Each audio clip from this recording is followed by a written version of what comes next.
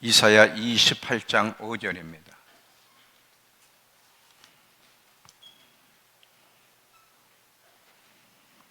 이사야 28장 5절.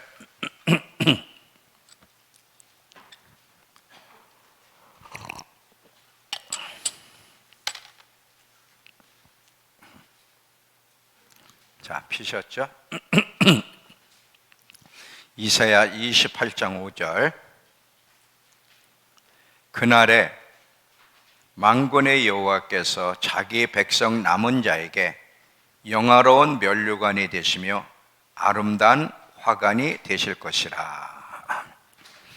자, 오늘 제목은 예수 그리스도가 우리에게 어떤 분이신지, 우리에게 예수님의 가치는 어떠한지에 대해서 함께 나누려고 합니다. 자, 이 말씀을 나누기 전에 우리가 좀 같이 또 몇 가지 나누면서 이 말씀을 들어가겠는데, 우리 믿음교회에 있어서 참 자부가 있었다면 예배가 멈춰지지 않는 그런 교회였다는 거예요. 특별히 코로나 2년 기간 동안 한 번도 예배가 멈춰진 적이 없는 수요예배, 금요예배, 주일날 저녁, 거기다가 또 하나님이 킹사이 컨퍼런스와 또 청소년 집회까지 할 수 있는 은혜를 주셔서 한 번도 예배가 멈춰지지 않았던 교회에 두 번의 예배가 멈춰졌어요. 주일 두 번을 못 지켰죠. 하나님이 허락하지 않으면 인간은 하고 싶어도 안 되는 거예요. 지금까지 이 예배 드릴 수 있는 것이 얼마나 은혜였고 특권인지, 얼마나 기적 같은 시간이었는지 하나님이 못 드리게 하니까, 여러분, 우리 교회가 이 코로나 걸려가지고 예배를 못 드리게 한 것이 단순히 코로나에 걸렸네, 그래서 예배를 못 드리는 거가 아니에요. 하나님이 허락은 안 하신 거예요. 왜 허락을 안 하셨을까? 이 세상에 우연이라는 것이 없어요. 하나님이 모르는 가운데 하나님의 허락 없이 어떤 일도 일어날 수가 없어요. 특별히 예배는 너무너무 하나님께 우리에게 중요한 거예요. 하나님이 우리를 창조하신 것이 뭐예요? 내가 이 백성을 지은 이유가 이사야서에 나를 찬송케 하기 위해서라는 거예요. 하나님을 예배케 하기 위해서 하나님이 우리를 창조하셨고 구속하셨는데 그 예배를 못 드리도록 허락하셨다는 것은 이유가 있는 거예요. 하나님이 허락을 안 하면 안 되는 거예요. 하나님이 허락해 주셔야만 예배를 드릴 수 있다는 사실을 우리는 기억하면서, 예배 드리는 것이 당연한 것으로 생각했는데 주일이면 늘 예배 드리는 거 아닌가? 하나님이 거부하면 못 드린다는 거예요. 이게 우리에게 치명적인 거예요.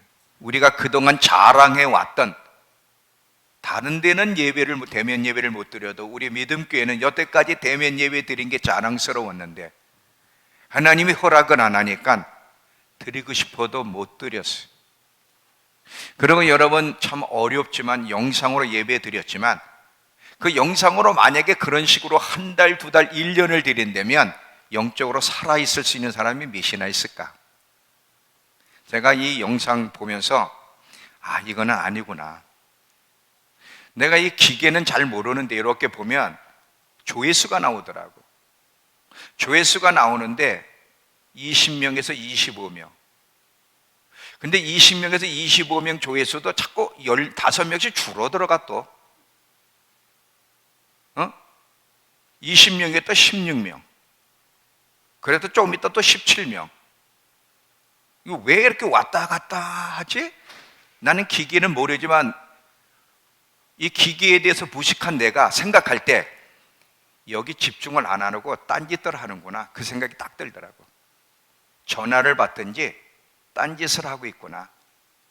거기서도 집중을 못 해가지고 계속 왔다 갔다 20명, 18명, 16명, 17명, 19명, 이게 막 왔다 갔다 하는 게 눈에 보여. 일부러 보고 싶은 게 아니라. 우리 믿음교회도 이러네. 이렇게 하나님께 집중을 못하는구나. 이런 식으로 1년을 가면 여기 남아있을 사람이 몇 사람이 될까? 너무 마음이 아파서 울었어.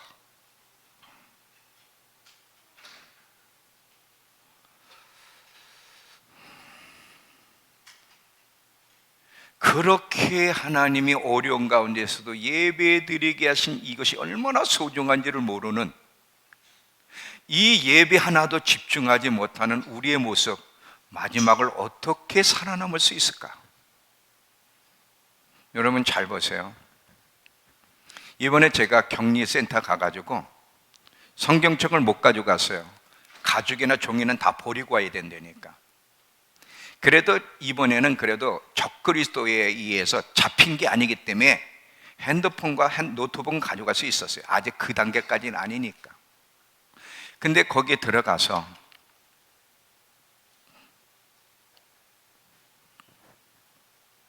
열흘 동안 그 방에 갇혀가지고 밖을 못 나가. 문 열고 서로 쳐다보다가 CCTV 걸리면 죽는 거야. 그냥 방송으로 밥이 왔으니까 밥 가지러 나갔다 오세요. 그러면 마스크 쓰고 빨리 갖다 놓고 또 문을 닫아야 돼. 한 발짝도 못 나가. 열흘 동안 그 방에서 초이스가 없어. 이 나오니까 초이스가 또 많아. 볼 것도 많고 갈 데도 많고 음식점도 얼마나 많은지 몰라. 거기는 뭐 짜장면을 시켜 먹을 수도 없고 오리고기를 먹을 수도 없고 주는 것만 먹어야 돼. 아침, 점심, 저녁 도시락 주는 것만 먹어야 돼.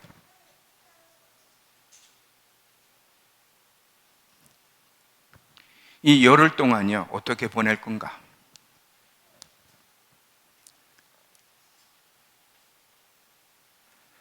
그래도 핸드폰으로 성경을 읽을 수 있었으니 다행이지. 마지막 때 적그리스도에게 붙잡혀서 핸드폰이고 뭐고 다 압수돼서 감옥에 들어갔다면 살아남을 수 있을까? 지금 이 예배 드리는 것도 조회수가 왔다 갔다 이런 상태라면 과연 마지막 때 믿음을 지킬 수 있는 사람은 몇 사람이나 될까? 저는 핸드폰이 없었어도 됐어요. 왜냐하면 그때 암송한 것을 계속 계시록을 계속 암송했으니까. 계속 암송. 마지막 때 암송하지 않은 사람들은 진짜 살아남기 어렵겠구나. 성경도 없고 핸드폰도 없고 어떻게 버티지? 여러분 지금 이 암송을 우습게 여기는데 마지막 때 이 암송 생활이 힘들어서 잘 못하는 분들은 마지막 견디기 어려울 겁니다. 지금도 열흘 동안 견디기 어려웠을 텐데 우린 경험을 했어요. 이번 열흘의 격리를 통해 많은 것을 하나님 저한테 가르쳐 주셨고 깨닫게 해주셨는데 그 중에 하나가 우리가 계속 마지막 때를 전했잖아요. 마지막 때 어떤 일이 일어날지. 이제 마지막 때 신실한 그리스도인들을 다 잡아. 이번에도 보니까 어떤 형제가 목사님 기가 막히더래요.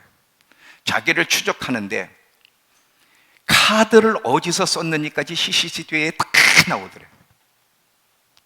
다 잡아들이더래. 다 잡아. 그게 들어왔어. 꼼짝 못하고. 못 도망가. 저와 여러분 신실한 사람은 무조건 잡히게 돼 있어. 그러면 그때 무엇으로 견딜 건데? 이미 우리는 마지막 정말 마지막 때가 온다. 그거를 약간 우리에게 경험할 수 있는 기회를 주셨어요. 이 열흘 동안 아니면 격리센터 안 간 사람들 그 기간 동안 어떻게 보냈는지를 한번 돌아보세요. 이 예배 드린 순간순간이 감격스러운 제가 저에게 하나님이 깨닫게 해주신 것들 가운데 하나가 뭐냐면, 그냥 밥이 오면 하나님 또 식사하게 해주셔서 감사합니다, 보일러 덮어주세요, 옛날에 그냥 가볍게 지나갔는데 이 아침, 점심, 저녁 이 한순간순간 밥 먹는 것도 은혜구나. 이게 은혜가 아니면 먹을 수도 없는 거야. 근데 내 마음속에서 하나님, 오늘도 아침을 떼할 수 있게 하신 것이 당연한 것이 아니라 은혜란 사실을 깨닫게 해주셔서 감사하며 태도가 달라지더라고. 살아있는 것 자체 한순간순간이에요. 여러분, 그렇게 마음껏 예배 드리다 하나님이 또 거부하니까 예배 드릴 수 있어요? 안 되는 거예요.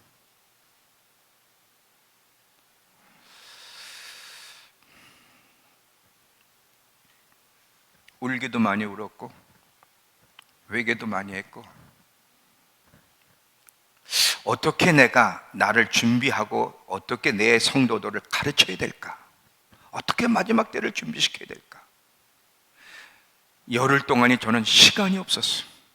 지루하다는 걸 느낄 수가 없었어요. 너무너무 그 한 시간이 소중한 시간이에요.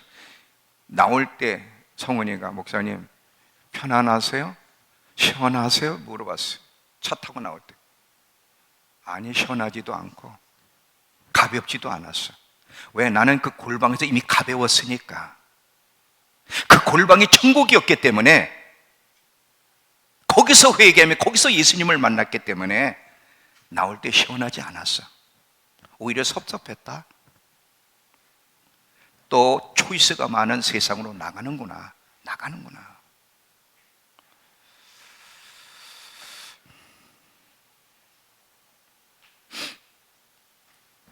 제가 시간 유튜브를 영상을 통해서 3번의 설교를 했습니다. 3번의 설교를. 하나님이 우리에게 무엇을 원하시고 무엇을 회복하기를 원하시는지 가볍게 듣지 마세요. 정말이에요. 오늘 예수 그리스도가 우리에게 어떤 분이신지를 또 하나 이야기하려고 합니다. 이 예수 그리스도의 가치에 대해서 우리가 좀 생각을 하셔야 되는데, 오늘 이 말씀을 함께 나누기 전에 이사야 26장에서 29장의 내용을 잠깐 제가 요약을 할게요. 지금 우리 성경을 좀 3개 다시 한번 보고 말씀을 들어갈게요. 먼저 이사야 26장. 이사야 26장 1절, 8절.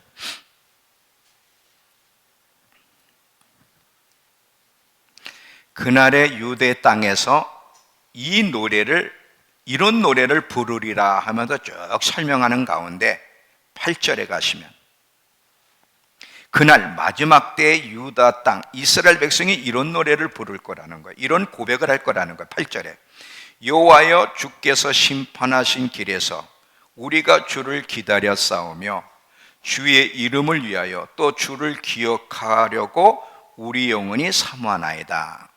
이 말씀이 여러분 그 ESV 영어 성경에 보면 유다 땅에서 이스라엘 백성들이 그날 마지막 날 예수님의 재림할 때 이런 노래를 부를 거라는 거예요.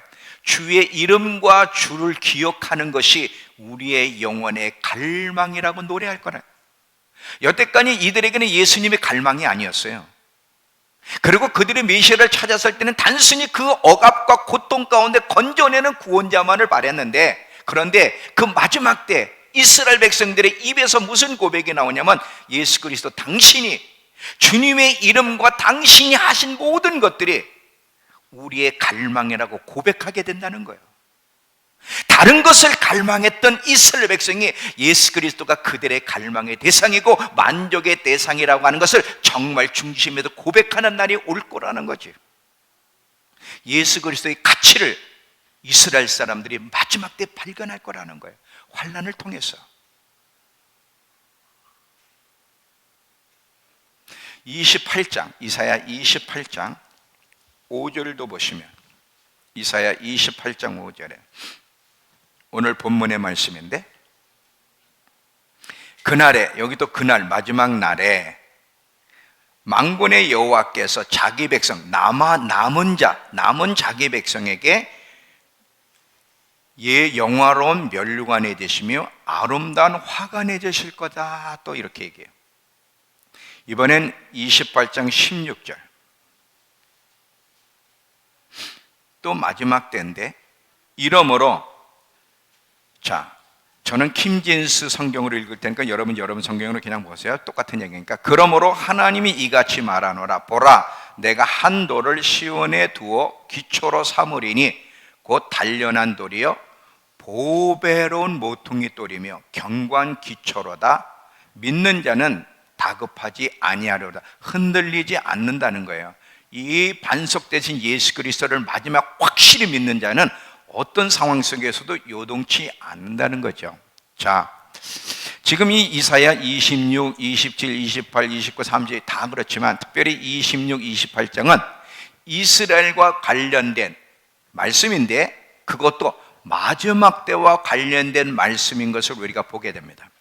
이스라엘 백성의 역사를 보면 예나 마지막 때나 항상 주변 국가들의 위협 속에 있었어요. 세계 패권 국가, 세계의 패권 국가, 패권이라고는 뭐야? 강대한 나라들이 그 영역을 넓혀가려고 하는 이 힘을 얘기하잖아요. 세계 패권과 주변 국가들의 늘 위협 속에 있었던 것이 이스라엘이에요. 참 우리나라하고 똑같아. 이스라엘과 우리나라가 얼마나 흡사한지, 이 이스라엘이 주변 국가의 그 위협 속에 늘 살다 보니까 살아남기 위해서 하나님을 의지해야 되는데 하나님을 의지하기보다는 인간을, 다른 나라, 강한 나라를 아니면 말과 병거를 의지하려는 이런 태도를 가지고 늘 살았어요. 이런 방식이 하나님 앞에 얼마나 잘못된 방식인지, 이것이 살 수 있는 길이 아니라는 것을 외치는 것이 이사의 외침이에요. 지금 이스라엘 백성들은 지금 그 살아남기 위해서 쓰는 그 방식이 하나님 방식이 아니라 인간적인 방법, 세상의 논리는 이거는 죽음과 계약을 맺는 행위요. 오히려 그들을 살리는 것이 아니라, 살아나게 하는 것이 아니라 그들로 재앙을 불러일으키는 행위요. 모래 위에 자신들을 세우는 행위라고 외치면서 그것은 잘못됐다고 외치지만 이스라엘 백성들은 그 이사야의 얘기 말에 귀를 기울이기보다 오히려 조롱을 하면서 재앙을 만난 것을 보게 돼요. 그게 이사야의 얘기예요. 근데 이런 가운데서도 이사야 선지자는 소망의 메시지를 전하면, 어떤 소망의 메시지를 전하냐면 환난 속에서도 흔들리지 않는 영원한 반석이 있다. 근데 그 흔들리지 않는 영원한 반석이 예수 그리스도라는 반석이야. 이 예수 그리스도라는 반석 앞에 나오라고 촉구를 해요. 이 반석을 의지하게 되면 어떤 상황 속에서도 흔들리지, 요동치 않을 거라는 것을 이야기하면서 이사야 선지자가 소망의 메시지를 전하고 있는 것이 본문의 이야기예요. 근데 이때 여기서 이사야 선지자가 그 반석, 예수 그리스도를 소개할 때 단순히 견고한 반석으로만 소개하는 것이 아니라 보배로운 모퉁이 돌이다. 그분의 이름이 보배로운, 아주 귀중한 분이라는 것을 소개. 왜 이사야 선지자가 예수 그리스도를 그냥 아주 견고한 반석이라고만 해도 되는데 보배로운 반석, 보배로운 모퉁이 돌이라고 소개를 할까? 아까 이사야 28장 5절에서는 그날에 유다 땅에 나는 백성들이 하나님에 대해서 어떻게 고백하느냐? 영광의 면류관 아름다운 화가 아니라고 고백할 거라는 거예요. 똑같은 얘기를 지금 하는 거예요. 이사야 아까 26장 1절에 8절에 보면 또 그날에 유다 땅에서 이스라엘 백성들, 유다 땅에 남은 사람들이 이런 노래를 하리니 주의 이름과 주를 기억함이 우리의 영혼의 갈망이나이다라고 노래할 거라는 거예요.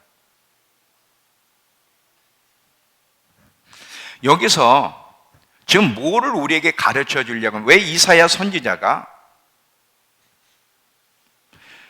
예수님을 이렇게 소개를 할까? 그러면 하나님이 이스라엘 백성들을 마지막 때 심판 가운데 회복하시는 목적이 무엇인지를 우리에게 보여주는 건데, 그저 이스라엘 백성들은 그 위기 가운데서 그 어려움에서부터 자기를 구원해낼 구원자 메시아만을 바라는 게 아니에요. 그렇게 바랬던 그들이 예수 그리스도를 그들의 구원자로 인정하는 수준을 넘어서 극상에 가치 있는 분이라는 걸 깨닫고 영접하게 될 거라는 것을 이야기하는 거예요. 다시 잘 들어보세요. 이해가 되세요? 지금 예수님은 이스라엘 백성들에게 단순히 구세주, 구원자, 보호의 대상을 넘어서 그 예수 그리스도가 어떤 분임을 깨닫고 고백할 거냐면 기쁨의 원천이 되시는 분, 갈망의 대상이 되시는 분이고 만족의 대상이 되시는 분이라는 사실을 깨닫고 그들의 입으로 고백하며 예수님을 그런 분으로 영접하게 될 거라는 거예요.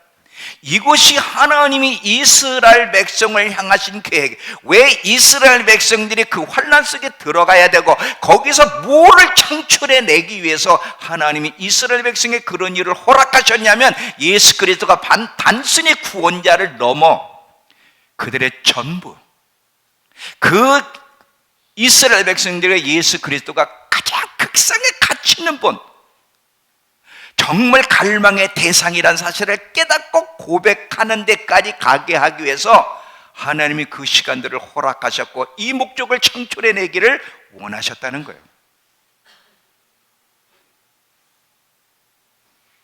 이사야는 예수님의 무한한 가치를 이스라엘 백성에게 얼마나 가치 있고 보배로운 분이신지를 지금 이스라엘 백성에게만 계시하는 게 아니라 이 이사야서를 통해서도 우리에게도 가르치고 우리에게도 계시하고 싶어 하신다는 걸 잊지 마시기 바랍니다.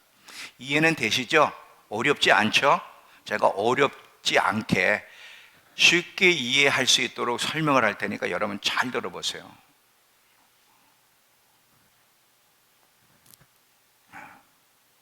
예수님이 단순히 구원자가 아니에요. 우린 지금 어떤 식으로 보통 많이 배웠죠? 예수님 하면 대부분 어떤 생각이에요? 예수 믿으면 천국. 예수님이 우리를 구원하기 위해서 십자가에 죽으시고 부활하셨어요. 예수 믿으면 천국 가고 예수 잘 믿으면 복 받는 이 수준만 보통 생각하고 여기서 끝나. 그냥 예수님은 구원자, 구세주. 근데 하나님의 목적은 그것을 넘어 단순히 거기서 끝나는 것이 아니란 사실이에요. 근데 우리는 이것을 들어본 적이 없어. 예수님이 우리의 진정한 만족이, 사실 여러분 저도 그렇고요, 우리 모두가 예수님이 저와 여러분의 진정한 만족 그리고 갈망의 대상입니까? 아니란 말이에요. 사실은 구원자로는 인정하지만 예수님이 내 삶의 가장 보배로운, 가장 가치 있는 분, 나의 갈망이고 나의 전부라고 고백할 수 있는 그리스도인이 몇 사람이나 있을까? 아직 그 수준까지는 저도 못 갔고 우리 모두가 못 갔어요 지금. 근데 하나님이 우리를 구원하신 목적, 이제 우리도 환난을 통과할 건데 이스라엘 사람처럼 환난을 통과해서 하나님이 우리에게서 뭘 창출해내고 싶어 하시는지를 잘 알아야 되는 거예요.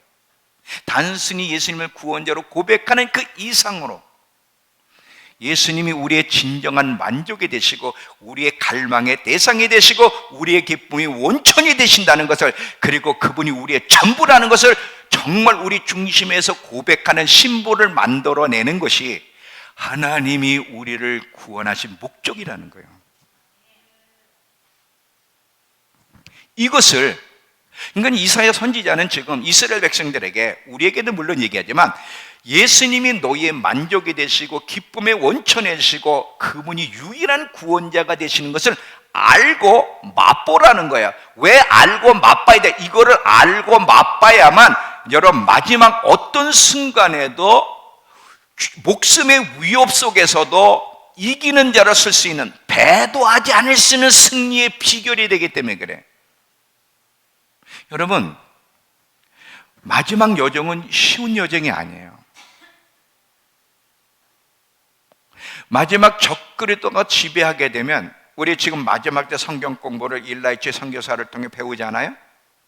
이제 7년의 그 죽음의 언약을 이제 이스라엘 백성이 적그리스도가 맺다가 후 3년 반에 자기 정치를 들어올 때 얼마나 어마어마한 핍박과 함께 공격과 숫대밭을 만들 건지, 그 마지막 때에 정말 정말 배도하지 않는 믿음을 잃지 않고 끝까지 믿음 안에 승리하려면 단순한 지식 가지고는 안 되는 거예요. 구세주만 가지고 안 돼. 예수 그리스도가 우리의 정말 전부라는, 우리의 기쁨의 원천, 살아가는 이유, 나의 갈망의 대상, 나의 진정한 만족이 되신다는 걸 알고 맛본 사람만이 그 어떤 위협 속에서도 믿음을 지키고 승리할 수 있다는 거예요. 호주에서 어저께 저녁에 한 분이 전화가 왔어. 호주 당국에서 호주 전 국민에게 지시가 내려진 거예요. 12월 17일까지 다 백신 맞아라. 12월 17일까지 백신을 다 맞아라. 안 맞으면 어떤 불이익을 주는지 쫙 공문들이 왔대. 그렇다고 절대적은 아닌데 안 맞게 되면 어디를 제한시키고 어떤 불이익을 줄까 공문이 전 국민에게 다 갔다는 거예요. 12월 17일까지 다 맞으라고. 그러면서 지금 백신을 안 맞으면 일단은 의료계통에 간호사계통, 의사계통, 의학제품에는 무조건 취직이 안 돼.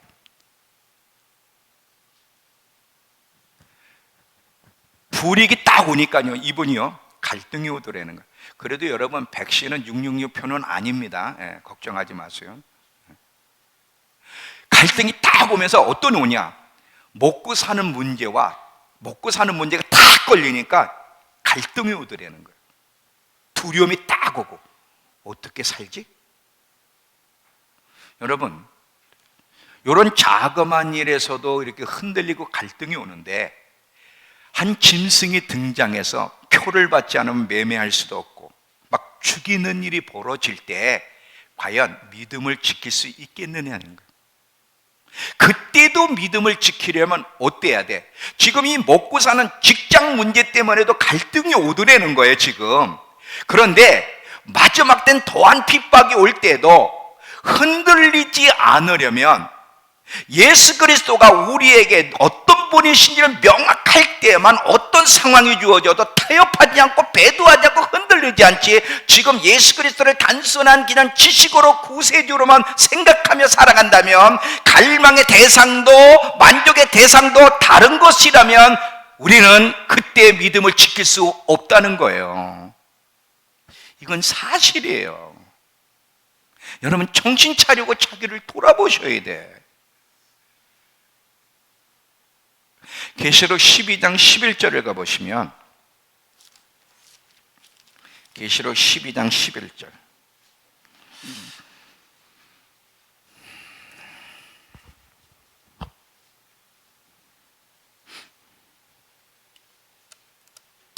또 우리 형제들이 어린 양의 피와 자기들이 증언하는 말씀으로 그를 이기었으니 그들은 죽기까지 자기들의 생명을 아끼지 아니하였도다. 먹고 사는 문제, 자기 목숨 보존하는 이 수준으로는 안 되는데 마지막 때 이기는 자가 되려면 자기 목숨도 내놓을 수 있는, 그리스도를 위해서 내놓을 수 있는, 아까워하지 않을 수 있는 그 수준까지 가야 되는데 그 수준까지 갈 수 있는 것은 예수 그리스도를 맛보고 알 때만 그게 가능한 거예요. 그래서 계속 이사야 선지자는 예수 그리스도가 누구인지를 깨닫고 맛보아 알라고 이스라엘 백성과 우리를 초대하고 있는 거예요. 장명순 집사님 눈 뜨고 있는 거죠? 네네. 우리 장명숙 집사님이 같은 1층 내 옆에 있는데도 못 봤어. 보고 싶은데도 얼굴을 쳐다볼 수가 있나. 밥 찾는 시간도 다르고 그렇다고 또 밥을 찾기 위해서 문을 여나 기다릴 수도 없고 참 요상한 곳에서 열흘 동안 보냈어.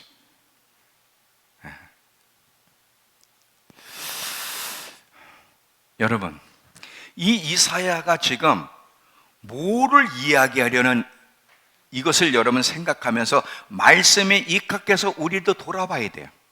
지금 이사야 선지자는 이스라엘 백성에게만 이야기하는 것이 아니라 우리 모든 그리스도인을 향해서도 말씀하는 거기 때문에 이 이사야, 지금 제가 요약한 이사야서 26장에서 9장의 말씀을 비춰서 우리도 돌아보고 점검해야 되는데, 뭘?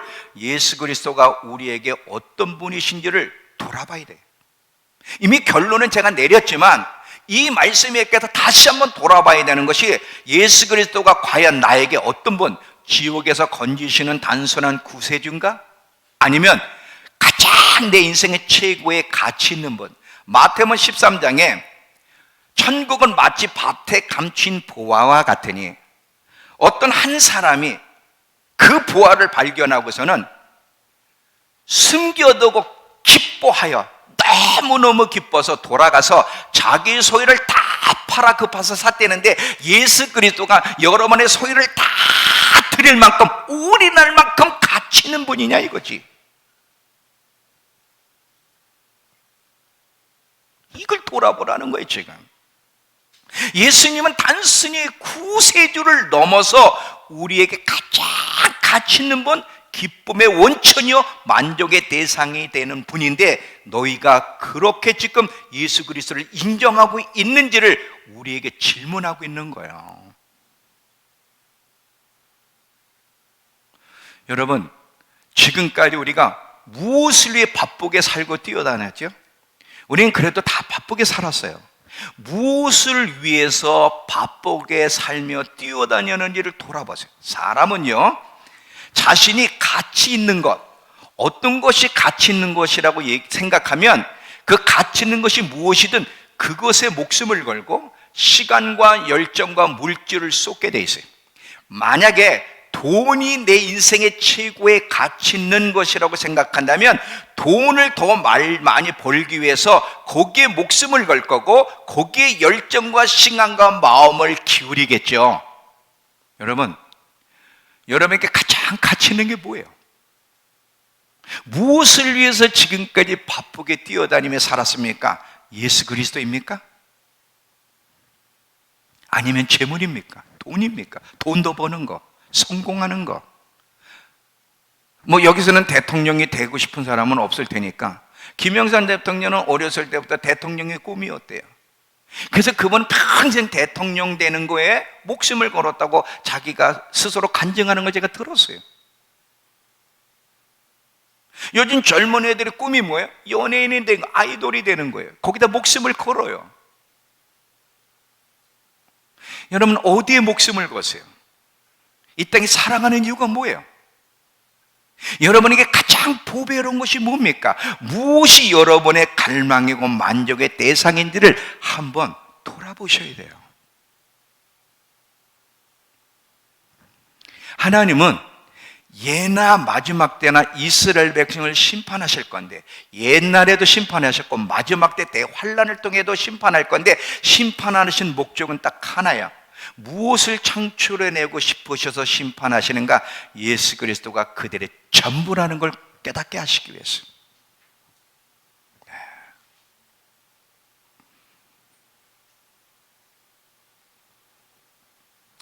여러분, 자, 하나님이 우리에게 이번 코로나를 허락하셔서 모든 일을 멈추게 하셔서, 잘 들어보세요. 아까도 제가 서두에 얘기했죠.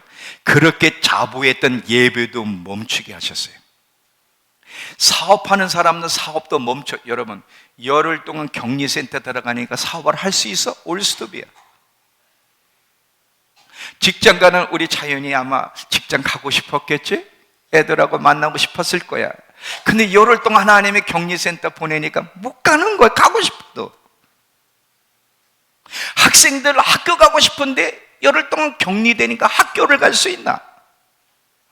왜 하나님이 격리의 시간을 주셨을까 생각해 보셨어요? 잘 보세요. 아까 모든 건 우연이 없다 그랬어요. 여러분, 재수 없어서 내가 코로나에 걸려가지고 격리됐다 그러면 여러분 착각하는 겁니다. 나는요 17일 격리를 했는데 자가격리 7일, 그리고 검사 맡을 때 난 자신이 있었어. 왜? 아픈 흔적이 없어서. 그러니까 나는 당연히 음성이라고 생각을 했는데 딱 밤에요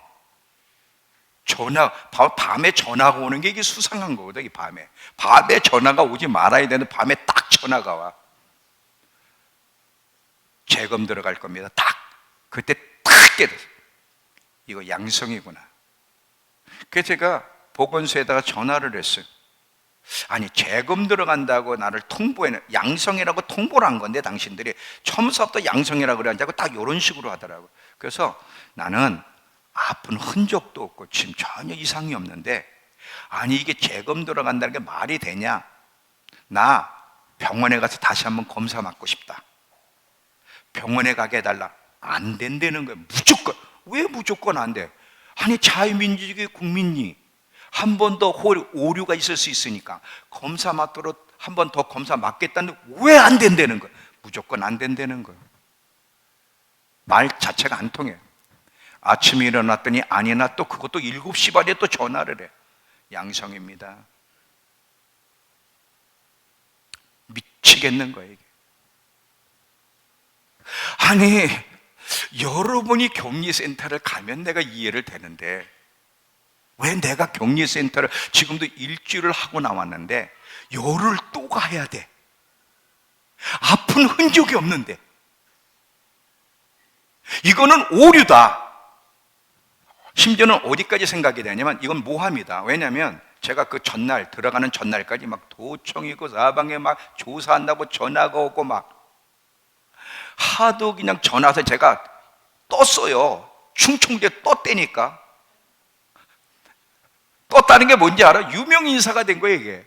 아니, 보건소 갔더니요, 이름이 뭐냐서 최봉영 님이, 최 목사님, 보건소 직원들이 다 알아. 언제 이렇게 유명한 인사가 됐지?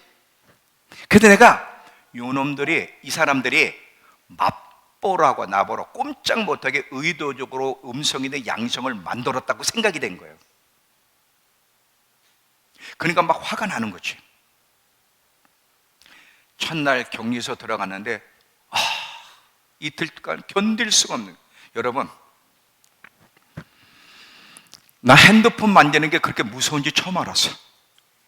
20일 동안 비보 소리만 오는데, 비보, 승전보는 오지 않고 20일 동안 비보만, MIT, 믿음교회 비보가 날라오는데, 목사님,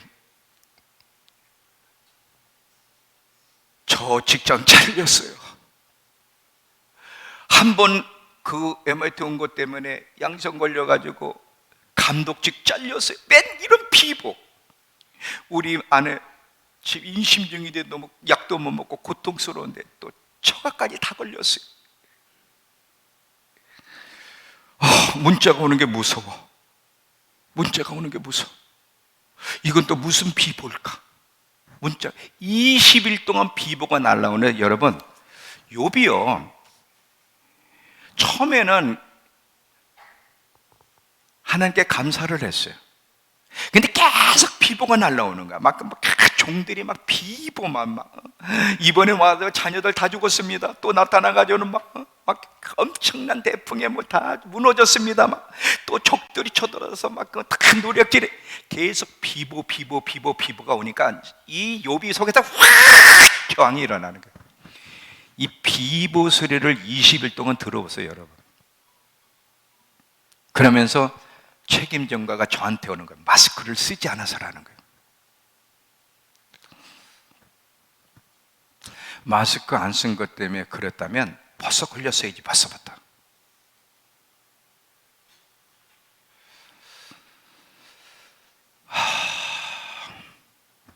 소리를 지르고 싶은데 누가 소리를 지르더라고. 그렇잖아도 창문을 열고 누가 소리를 질렀어. 그래서 무슨 소리인가 그랬더니 우리 사랑하는 개가 소리를 질렀대. 한번 가봐야 소리 안 질리게 생겼나. 내가 막 소리 지르고 싶으니까 이불에다 탁 하고 그래서 왜? 이불에다 내 입을 딱 막고 속에서 울분을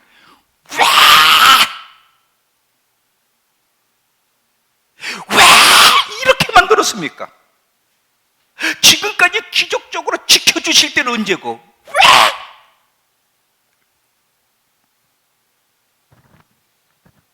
하루 이틀,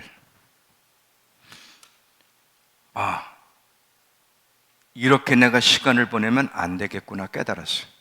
왜냐하면 제가 계속 설교를 했잖아요. 하나님은 우리가 어떤 상황을 만나는지 보다 그 만난 상황을 어떻게 바라보고 어떤 결론을 맺느냐, 좋은 결과를 맺느냐, 원망하고 낙심하고 불평하는 나쁜 결론을 맺느냐, 하나님 이걸 지켜보신다고 제가 계속 설교를 했잖아요. 그게 확 내 마음을 사로잡으면서 내가 반응을 잘못하고 있다는 걸 깨달았어요.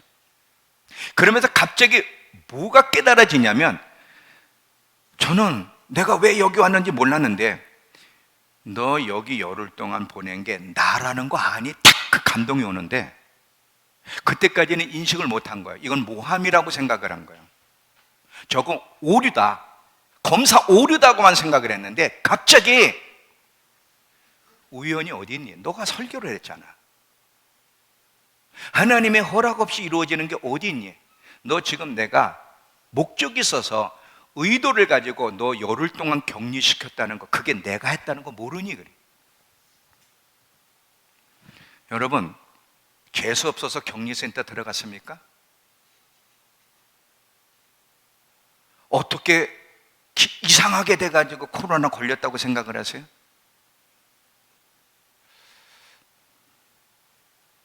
왜 지금 하나님이 우리에게 코로나를 허락하셔서 예배도 멈추게 하고 모든 걸 멈추게 하셨을까?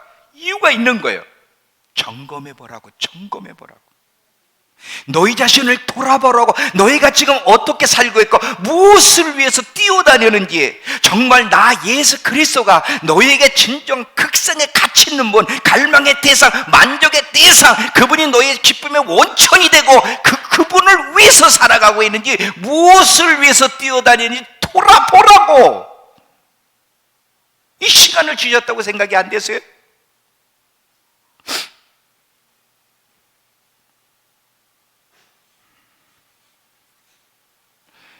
저는 열흘 동안요, 시간이 모자랐어요.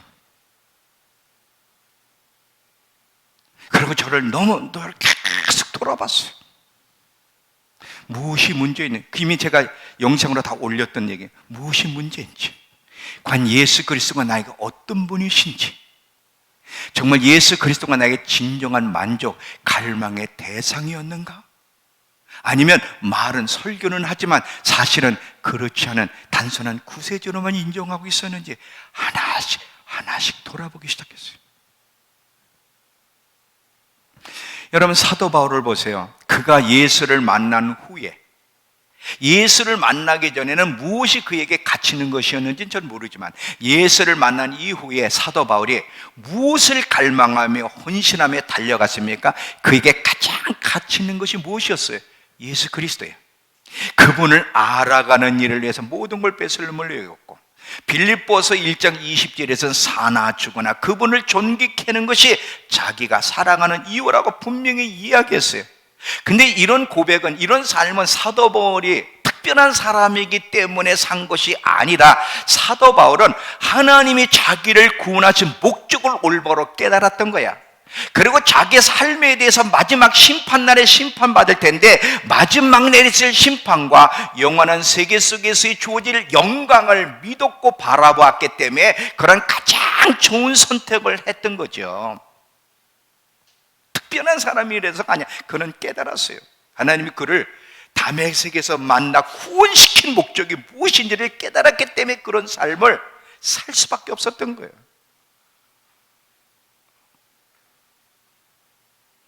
그는 모든 그리스도인들의 모델이에요. 특별한 사람이 아니라. 다윗은 어떻습니까, 여러분? 다윗에게 가장 가치 있는 것이 뭐예요? 왕이 되는 거? 왕국 확장? 아니에요. 완성, 한 가지.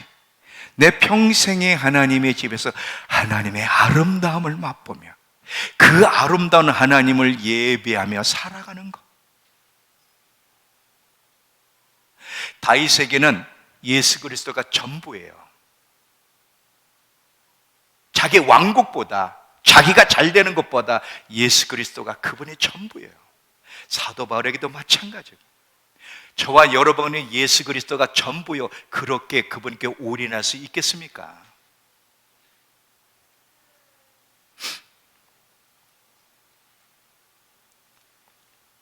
하나님이 우리를 구원하신 이유, 이제 우리도 환난이라는 여정 속에 들어갈 건데, 이 환난의 여정을 허락하는 목적도 마찬가지예요.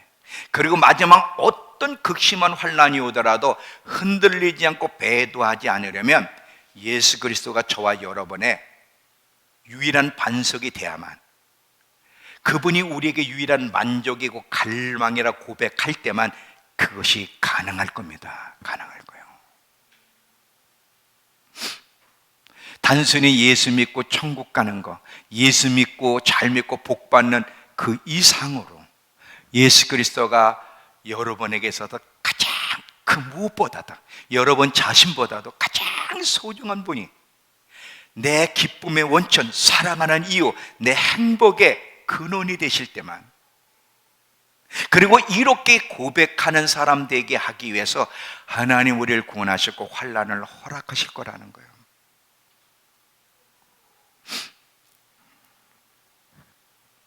이해되세요?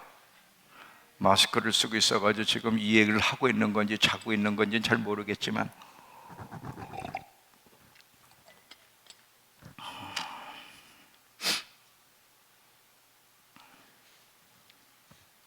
그렇게 자부하고 있던 예배도 멈췄어요.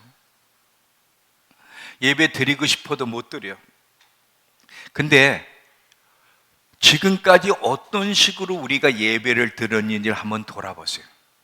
그 예배에 대한 사모함이 있었는지, 주님에 대한 갈망 속에 예배를 드렸는지. 제가 아까 그랬죠, 유튜브로 보다 보니까 막 왔다 갔다 하더라고. 조회수가 막 왔다 갔다. 그러니까 왔다 갔다, 내가 민철이한테, 민철아 이거 왜 왔다 갔다 하냐고 물어보려고 그러다가 물어볼 것도 없더라고. 이거 이제 상식적으로 다 아는 거야. 지금 이거 딴짓들 하고 있다는 거야.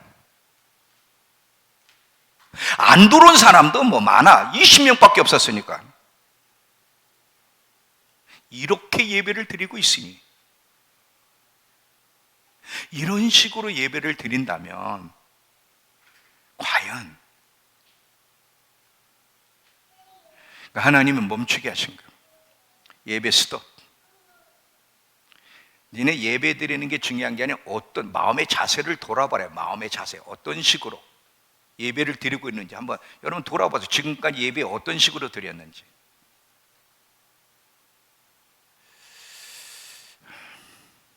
사업도 스톱, 직장도 스톱, 학교 가는 것도 스톱. 왜 하나님이 스톱을 시켰어요? 우리의 발자취를 한번 돌아보라고.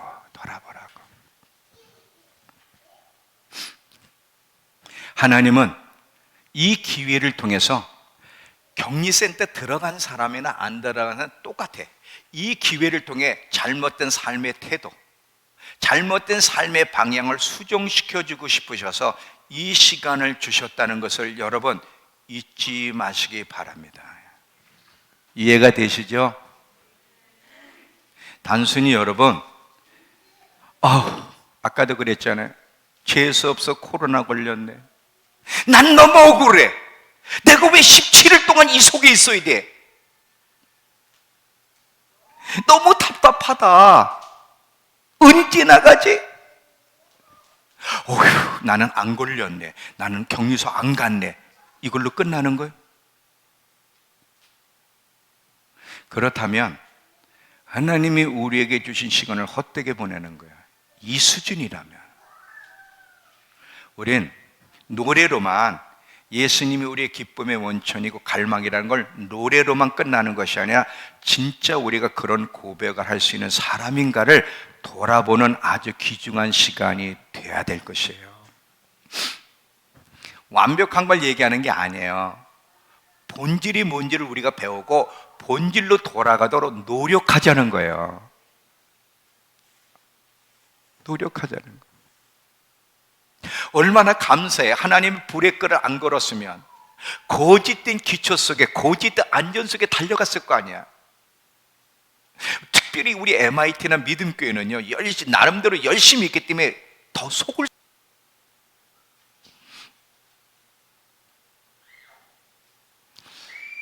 이번 기간을 통해서 저 하루하루를 돌아보니까요, 회개할 것밖에 없더라고. 그래서 제가 기도하면서 계속 내 영혼이 씻겨지는 느낌, 생각이 차분해지고 깨끗해지는 느낌만 시간 드는데, 이 10일이 시간이 없이 진짜 언제 지나갔는지 지루함을 못 느낄 정도로 지나갔어요. 그냥 그랬더니 이틀 전에 26일 날 나갈 날입니다. 벌써 그렇게 됐어. 오해는 마세요. 제가 누구인지를 얘기하려는 게 아니에요. 자랑하려는 게 아니에요. 지금 하나님, 제가 그랬죠. 난 억울해. 난 여기 억울하게 들어왔어.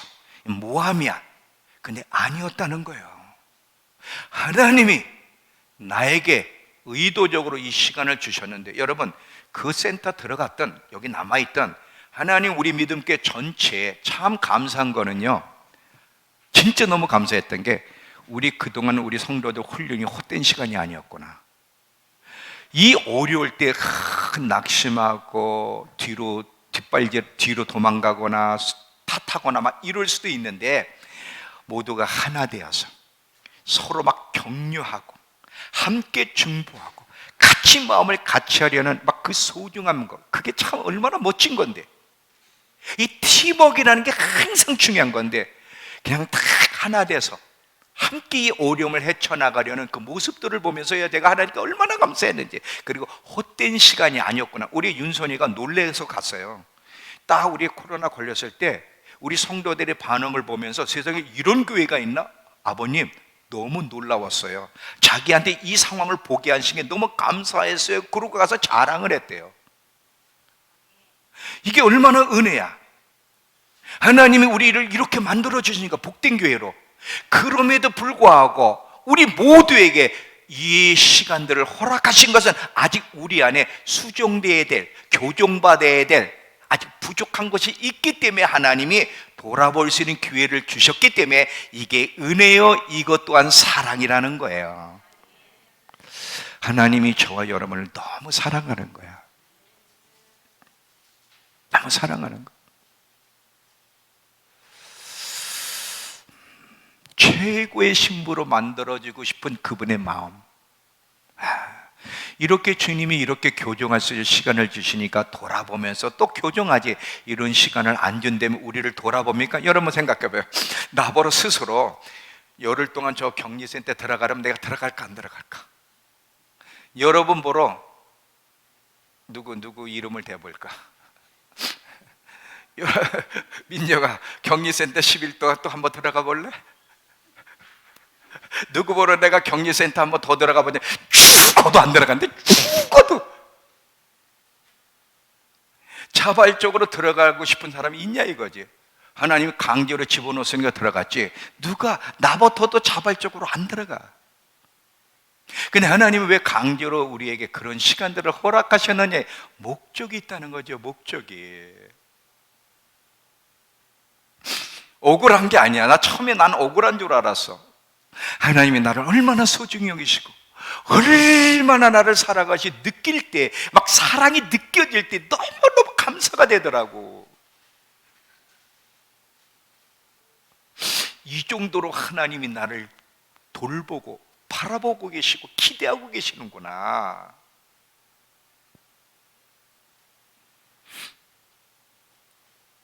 이제 마무리할게요. 이 시간들을 의미 있게 보냈으면 좋겠어요. 격리센터 가신 분이나 안 가신 분이나 우리 믿음교회 왜 이 시간들을 허락하셨는지, 뭐를 돌아보고 뭐를 보충하기를 원하시는지를 돌아보면서 하나하나 회복해야 될 거 회복하고 보충해야 될 거 보충할 수 있는 우리 모든 성도들에게 축원합니다. 여러분, 그리고 노력하세요. 암송생활 소홀히 하지 마세요. 지금부터 다시 시작해요. 여러분, 마지막에 아무것도 가지고 못할 들어갈 때 제가 만약에 기도하는 틀이 형성이 안 됐더라면, 그 기도도 아무나 하는 게, 지금 여러분 기도 틀이 안 된 사람이 그 격리센터 들어가면 기도할 것 같습니까? 숨 막혀서 못합니다. 말씀 들은 게 없는데 거기서 언제 말씀을 어떻게 하겠어요? 그러니까 평상시에 나를 어떤 사람으로 만들어 갔는가, 좋은 습관을 만들어 갔는가 아닌가, 대충 했는가, 이 평상시, 이 크로노스의 시간이 결정적으로 내가 어떤 사람인지를 드러낼 시간이 온다는 거예요. 평상시를 잘 보낸 사람은 그 위기 때도 잘 돌파하지만, 평상시에 잘 보내지 못한 사람은 그 위기 때에는 더 힘들어 한다는 거예요. 이 편안할 때 시간을 잘 쓰세요. 말씀 암송 쉽진 않지만 한 절 한 절 다시 시작하면 좋겠어요. 우리 예배 당연한 거 아니에요. 다시 예배 오늘부터 시작하게 하셨는데 더 이상 예배 멈춰지지 않을 수 있도록, 그리고 정말 예배를 잘 준비하는 마음으로 나올 수 있는 우리 모두가 되길 축원합니다. 기도합시다. 하나님,